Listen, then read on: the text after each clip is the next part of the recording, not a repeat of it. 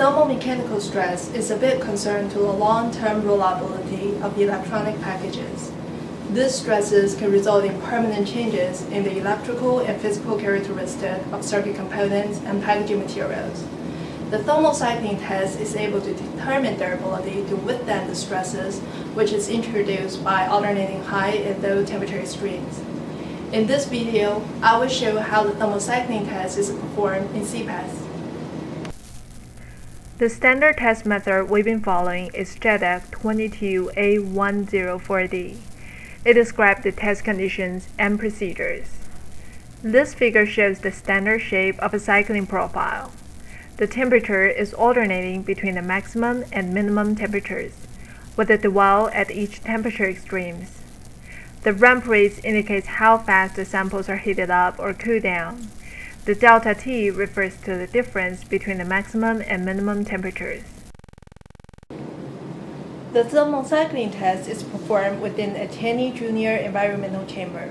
The operation temperature range of this chamber is from -75 to 200 degrees C.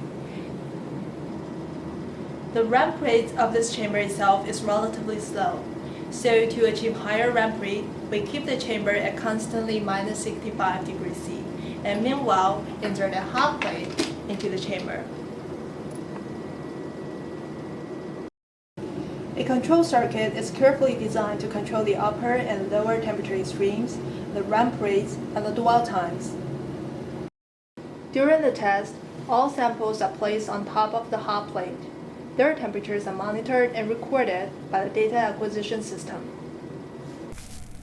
With this setup, we're able to achieve all temperature extremes listed in the standard, and can go beyond those to as high as 200 degrees C. Other conditions listed in the standard can also be satisfied with the current setup. Now I'm showing an example profile achieved with this setup. All temperature points are measured with K-type thermocouples and are recorded by the data acquisition system. The temperature range of this profile is from -55 to 200 degrees C. It has almost equal ramp up and ramp down rates of around 20 degrees C per minute. At each temperature extreme, there is a 15-minute dwell time, and the entire cycle takes 1 hour. We have used this profile to test the high temperature reliability of circuit components and direct bond copper substrates. Let's use the DBC test as an example. We study the effect of silicon-based encapsulants on the reliability of alumina-based DBC substrates. The DBC reliability can be greatly affected by the mass of copper and the encapsulation. Creating a step edge reduces the copper mass and benefits the reliability.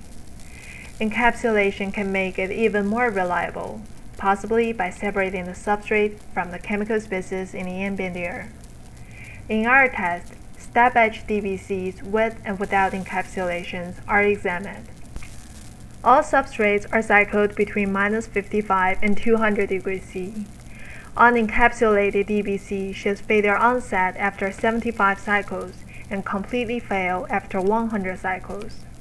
On the other hand, encapsulated DBC shows failure onset after 900 cycles and are only partially failed after 1200 cycles. The results has proven that encapsulation layer increased the DBC reliability by at least 10 times.